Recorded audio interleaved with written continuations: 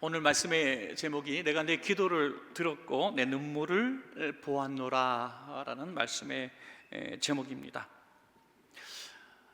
똑같은 도자기가 두 개가 이렇게 놓여 있는데 하나는 윤기도 흐르고 뭔가 완성된 작품처럼 보여졌는데 바로 옆에 있는 똑같이 생긴 똑같은 재료로 만든 도자기는 뭔가 투박하고 미완성인 것처럼 보여지더랍니다. 도무지 같은 사람이 만든 작품이 아닌 것처럼 하나는 명작이고 하나는 미완성작이었다는 거죠. 그래서 이제 구경하던 분이 이제 도자기를 만드는 사람에게 이거는 왜 이렇게 다릅니까? 어떻게 이렇게 다를 수가 있죠? 그랬더니 단 하나 차이입니다. 하나는 불에 여러 번 아주 오랜 시간 구워진 것이고 이건 아직 잘 구워지지 않은 겁니다 라고 얘기했다는 것입니다. 여러분, 우리 그리스도인들도 똑같은 모습을 하고 있었지만 오랜 시간을 통과하면서 여러 번 연단의 이 불시험과 연단과 시련 속에서 자꾸 구워지고 달궈지고 하신 분들은 아주 아름다운 하나님의 손으로 만들어진 명작이 되고, 그리고 아직 그런 시련과 연단과 고민 속에 정말 목청 높여서 하나님 하고 기도해 보지 못한 사람들은 아직 미완성 작품이다 이렇게 본다는 것입니다. 그래서 고난과 불시험이 꼭 나쁜 것은 아니다. 문제는 이 불시험과 고난을 어떻게 우리가 처리하느냐에 따라서 우리는 명작이 될 수도 있고 계속 도망만 다니는 미완성 작품으로 살 수도 있다는 것입니다. 우리 사랑하는 원천가족 여러분은 우리가 일부러 불시험과 시련을 맞기 위해서 시련아 와라, 불시험아 와라, 나는 고난을 너무너무 좋아한다 이러진 않지만 우리에게 다가온 고난과 불시험이 하나님의 허락하신 것이라면 우리는 어떻게 이 문제를 처리해야 할 것인가, 이것이 중요하다고 하는 것입니다. 오늘 우리가 배울 것은 히스기야를 통해서 히스기야에게 다가온 이 불시험들을 히스기야는 어떻게 이 문제를 처리했던가, 그래서 우리가 배우면서 명작이 될 것인가 미완성 작품으로 패배자로 살 것인가 오늘 배우는 시간 되시길 바랍니다. 히스기야가 왕이 된 지 14년째 되는 날, 그리고 히스기야의 나이 39살, 아직 창창한 나이에 이사야 선지자가 찾아와서 하나님이 주시는 말씀을 전달합니다. 네가 곧 죽을 것이니 너 이혼도 하고 또 너희 후계자도 선종을 하고 너 이제 하나님 나라 갈 준비를 하거라. 여러분, 어느 날 하나님의 사람이 와서 또는 꿈속에라도 천사가 나타나서 사랑하는 아무개야, 너 이제 살 만큼 살았으니까 39살이나 살았으니까 이제 하나님 나라 갈 테니 너희 집안 정리하고 아내한테 비밀번호도 가르쳐주고 이제 죽을 준비 좀 하자, 이렇게 말씀하신다면 몸부림을 칠 겁니다. 하나님 무슨 말씀하십니까? 100세 시대에 39살이네. 하나님 이럴 수가 없습니다. 억울해서 못 삽니다. 제가 지난달에 아파트 들어온 거 아시잖아요. 이러면서 하나님 앞에 막 반항을 하고 몸부림 칠 거예요. 여러분, 그러나 오늘 히스기야는 그런 방법이 아니라 하나님 앞에 이 문제를 통곡의 기도로 가지고 갔다는 겁니다. 하나님 앞에, 하나님 이 문제를 해결해 주십시오. 저는 그렇게 이 운명으로 받아들이고 싶지 않습니다 하면서 기도했다는 것이죠. 그런데 그 기도 내용을 보면 아주 오래전에 얼마 전에 있었던 그 아수르 왕 사네립이 이스라엘을 침공했을 때 하나님 앞에 기도했던 그 기도의 그 응답의 그 기억을 하면서 기도합니다. 그때 보면 항복 문서를 들고 성전에 들어가서 왕인 이 히스기야가 이렇게 기도하죠. 열왕기하 19장 16절에 여호와여 귀를 기울여 들으소서, 여호와여 눈을 떠서 보시옵소서, 사네립이 살아계신 하나님을 비방하러 보낸 말을 들으시옵소서. 여러분, 좀 보면 좀 건방져 보이지 않습니까? 하나님 귀가 있으시면 좀 들으세요. 하나님 눈이 있으면 좀 보세요. 억울해서 못 살겠어요. 하나님을 모욕하는 저 문서를 보낸 이 사네립, 이 아수르 왕을 하나님 그냥 두시렵니까? 여러분, 우리가 고난을 당하고 고통을 당할 때 정말 하나님이 안 계신 것 같을 때 있지 않으셨습니까?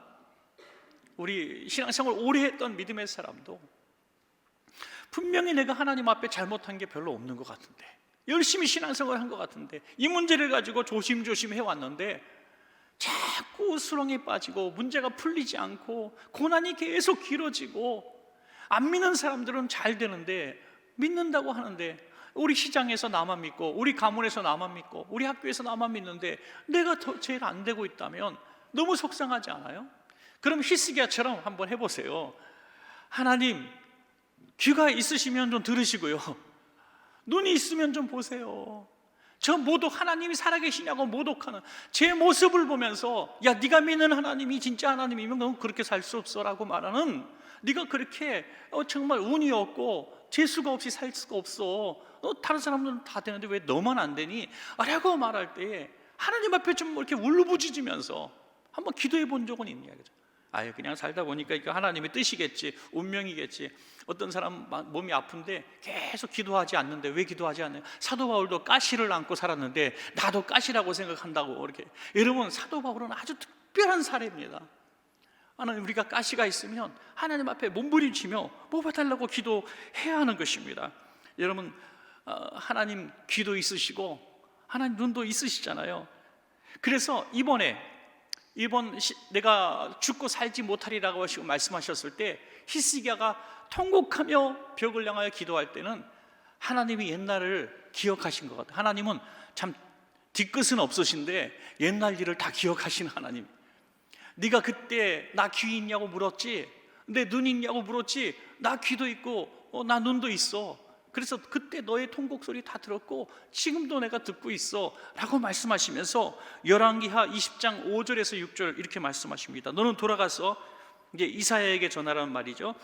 내 백성의 주권자 히스기야에게 이르기를, 왕의 조상 다윗의 하나님 여호와의 말씀이, 내가 내 기도를 들었고 내 눈물을 보았노라.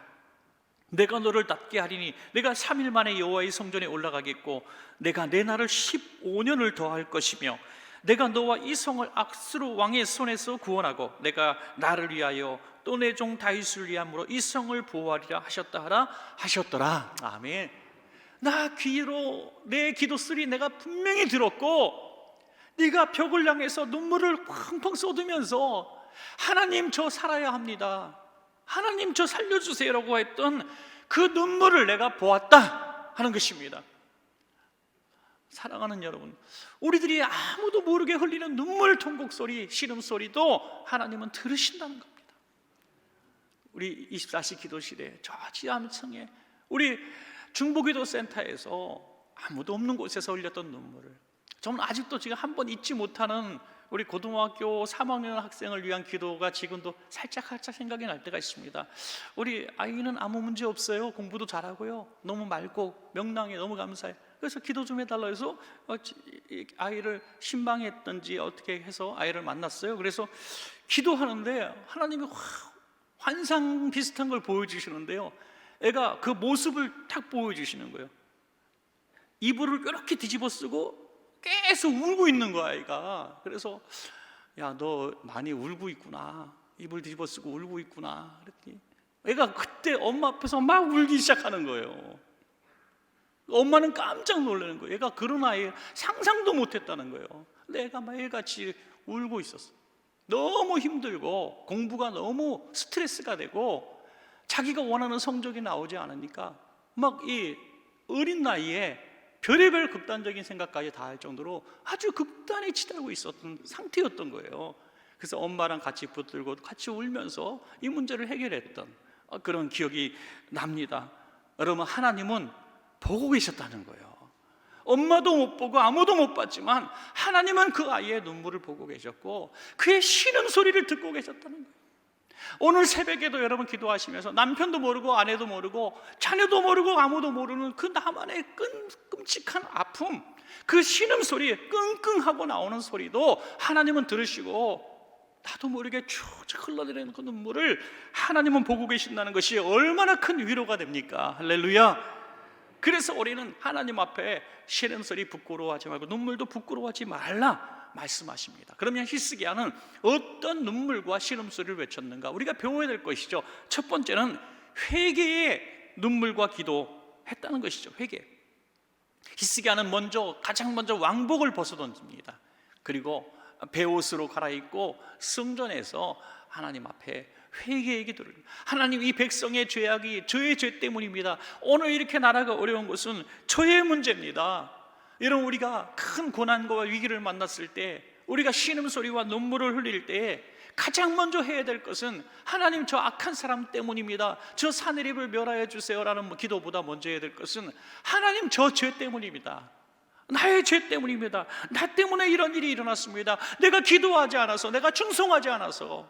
여러분, 하나님은 징계를 하시기 전에, 또 큰 시련을 주시기 전에 항상 이 사인을 줍니다. 사인을 주는데 그걸 무시하고 우리가 자꾸 묵살합니다. 성령을 소멸한다는 거예요. 그래서 어떤 큰 사건과 사고를 만났을 때 신방을 하거나 상담을 하면, 목사님, 제가 반드시 오늘이 올 줄 알았어요. 그래요. 무슨 말이에요? 하나님이 너 그러다 혼난다, 너 그러다 맞는다 그랬더니 그날이 오늘이에요. 그렇게 말하는 거예요. 사인을 계속 받았다는 거예요. 근데 계속 묵살해 왔던 것이죠. 여러분, 다윗도 우리아 안에 범하고 정말 이렇게 우리아를 전장터에서 죽게 만들었을 때 하나님 왜 죄의식, 죄책감 안 주셨겠어요? 사인을 계속 주셨던 거예요. 그런데 계속 아무도 모르니까 계속 숨겨놨던 거예요. 계속 숨겨놨던 거예요. 얼마나 양심이 아팠을까요? 그런데 어느 날 나단 선지자가 딱 책망하니까 고민할 것도 없이 바로 꿇어 엎드려서 회개하게 된 거죠. 사인을 묵살했던 자신이 깨달아졌던 거죠.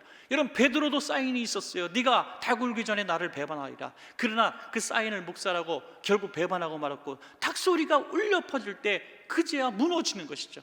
하나님, 사인을 주셨는데, 증거를 주셨는데 제가 묵살했었습니다. 여러분, 우리 자녀가 고통 속에 있습니까? 문제가 있습니까? 이렇게 우리는 기도해야 된다는 거예요. 하나님, 내가 자녀를 위해서 눈물 흘려본 적이 언제입니까? 내가 자녀를 위해서 금식하며 기도해 본 적이 언제입니까? 아이들 이름 불러가면서 내가 얼마나 기도했었습니까? 하면서 내 자신을 먼저 돌아보고 회개해야 한다는 거예요. 부부가 관계가 틀어지고 가정이 너무 냉랭해지고 정말 관계가 힘들어지면 저 사람 때문입니다, 그이 때문입니다가 아니라, 하나님, 내가 하나님 앞에 기도하지 못해서 주신 수많은 사인들을 순종하지 못했습니다. 오늘 위기는 저의 죄 때문입니다라고 기도하는 것이 우리의 눈물과 우리의 신음소리가 되어야 한다는 것입니다. 주님께서 주셨기 때문이죠. 그 감동과 사인을 주셨기 때문이죠. 우리가 치유와 회복이 왜 필요합니까?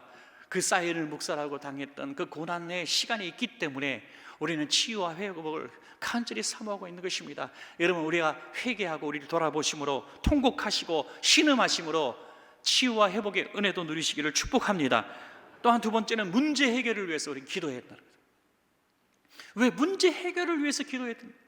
하나님께서 뭐 해결해 주시겠지, 하나님 살아계신데, 우리 신앙이 하도 오래 연단되어지고 단단해져 보니까 어떻게 보면 좋은 건데요, 어떻게 보면 하나님이 기도하라고 주신 문제인데 이 문제를 그냥 하나님 앞에 너무나 편안하게 맡겨드려서 그런지 기도하지 않는 모습을 봅니다.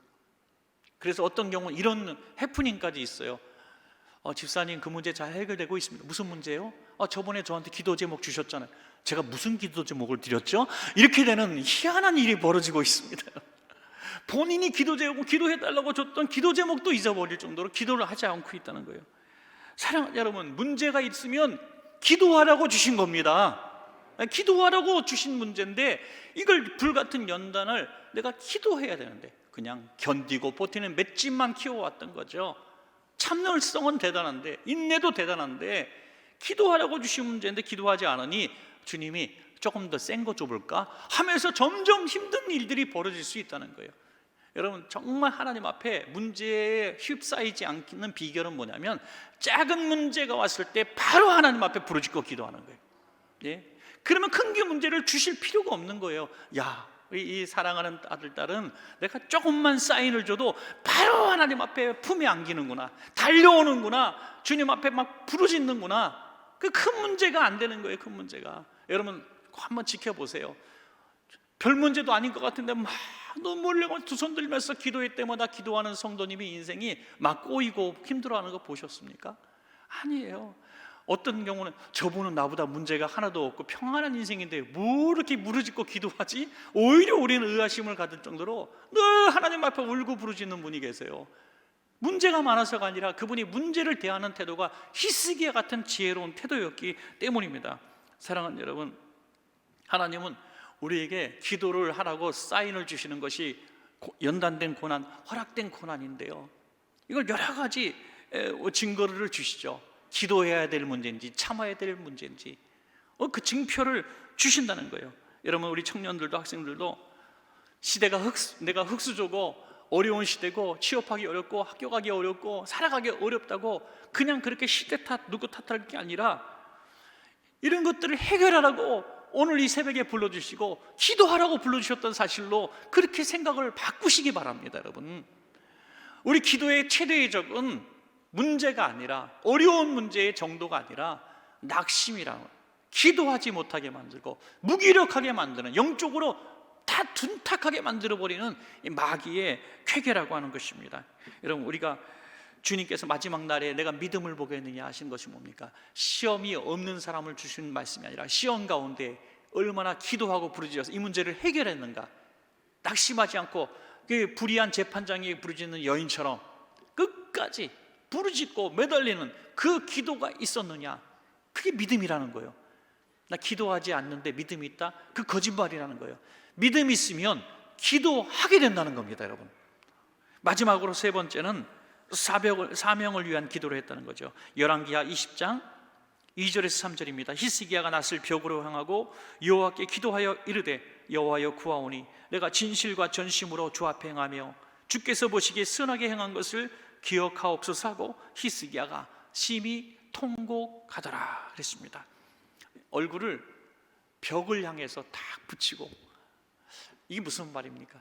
이 문제는 누구 사람 쫓아가서 붙들고 애원하고 사정해서 해결할 문제가 아니라 내가 하나님 앞에 해결할 문제다는 거죠. 골방 기도를 하는 겁니다. 골방 기도. 여러분, 우리가 기도할 때 하나님 누구 마음을 변화시켜 주셔서 이 문제를 해결하게 해주세요, 이렇게 기도할 때가 참 많아요. 아닙니다. 하나님께서 우리와 함께 하시면 하나님이 그 사람의 마음을 변화시키든지 아니면 전혀 생각하지 못했던 또 다른 사람의 마음을 변화시키든지 만남의 축복을 주실 것입니다. 여러분, 우리는 길을 하나밖에 보지 못하는 건데 하나님이 보실 땐 수많은 길이 있는 거예요. 없는 길도 뚫으시고 터널도 뚫으시고 또 문도 막힌 문도 열어주시는 분이 하나님이시기 때문에 우리 하나님 앞에 이 문제를 결사적으로 붙들면 하나님이 이 문제를 해결해 주신다는 것입니다. 여러분, 우리가 어린아이들이 문제가 해결되지 않으면 자기 친구들 찾아가서 이 문제를 같이 해결하자 해봐야 친구 수준밖에 안 되는 거예요. 부모한테 찾아와서 엄마, 내가 도무지 이 문제를 풀 수 없어요. 학교에서 괴롭힘당하는 문제라든지 등록금 문제라든지 도무지 내가 내 인생의 문제를 해결할 수 없어요. 엄마 아빠 도와주세요 하면 엄마 아빠가 얼마든지 해결할 수 있는 거 아닙니까? 근데 아이들이 이거를 해결하려고 부모한테도 얘기하지 않는 거, 선생님들도 얘기하지 않고 지 또래 친구들만 찾아가서 해결하다 보니까 친구랑 같이 해결할 수 있는 방법이 그 뭐가 있겠습니까? 얼마나 어리석은 판단하는지 몰라요. 우리도 마찬가지라는 거예요. 사람 찾아서 누굴 찾아서 해결할 것이 아니라 이것은 분명히 불같은 시험이고 나를 연단하는 문제라면 하나님 앞에 오늘 이 새벽에 붙들고 해결해야 되는 것입니다. 하나님, 이 문제를 하나님께 맡깁니다. 하나님이 해결해 주세요. 하나님이 도와주세요. 그럼 하나님께서 이 문제를 우리가 상상할 수 없는 방법으로 해결해 주시는데, 어떻게 해결해 주시죠? 옛날에 14만 8천 명을 그냥 한 번에 해결해 주셨던 것처럼 똑같이 응답을 주시는 거예요. 내가 내 생명을 15년 더 해주겠다. 그리고 너희 나라도 지켜주겠다. 구하지 않은 것도 다 주십니다. 여러분, 이 벽을 향해서 통곡하며 기도할 때 히스기야가 당당하게 기도할 수 있었던 건 그 과거에 하나님 보시기에 선하게 행한 일들이 있었기 때문이라는 거예요. 하나님, 제가 우상을 멸하고 산당들을 부시고 또 신성시대했던 이 모세가 세운 구리, 이 뱀까지도 내가 다 허물어 버렸습니다. 하나님만 영광 받으시게 하기 위해 내가 우상의 제단들을 다 허물어 버렸습니다. 하나님, 제가 더 살아야만 하는 이유가 여기 있습니다. 이 백성을 하나님 앞에 온전히 인도하게 하기 위하여 전 더 살아야 되겠습니다. 하나님 영광에서 살 테니 제 생명을 연장시켜 주세요. 여러분, 우리가 정말 히스기야처럼 오늘 밤에 내가 내 영혼을 취하겠다 할 때 하나님, 제 과거를 뒤돌아보니까 하나님을 위해서 한 것은 안 없고 그냥 새벽부터 밤늦게까지 먹고 살고 저축하고 빚 갚고 정말 열심히 살았는데 히스기야처럼 내가 이렇게 하나님 일을 했습니다 할 수 있는 일이 하나도 떠오르지 않는군요.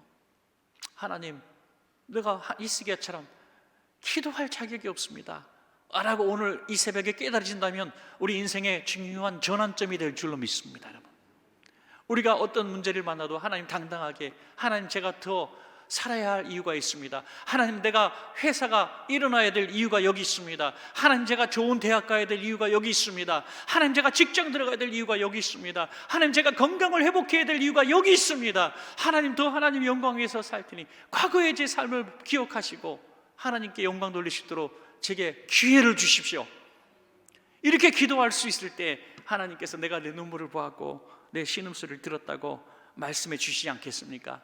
사랑하는 여러분, 우리가 괴로운 문제가 너무 많지만, 고통스러운 문제가 너무 많지만 이 해결한 열쇠는 하나님밖에 없습니다. 여러분, 오늘 그런 생각을 하시고 오늘 부끄러워하지 마시고 하나님 앞에 눈물을 보입시다. 우리의 신음소리 보입시다. 크게 부르짖을 용기도 없으면 신음소리라도 냅시다. 부모는 우리 자녀가 자기 방에 들어가서 조용하게 내는 끙끙 앓는 소리도 놓치지 않습니다.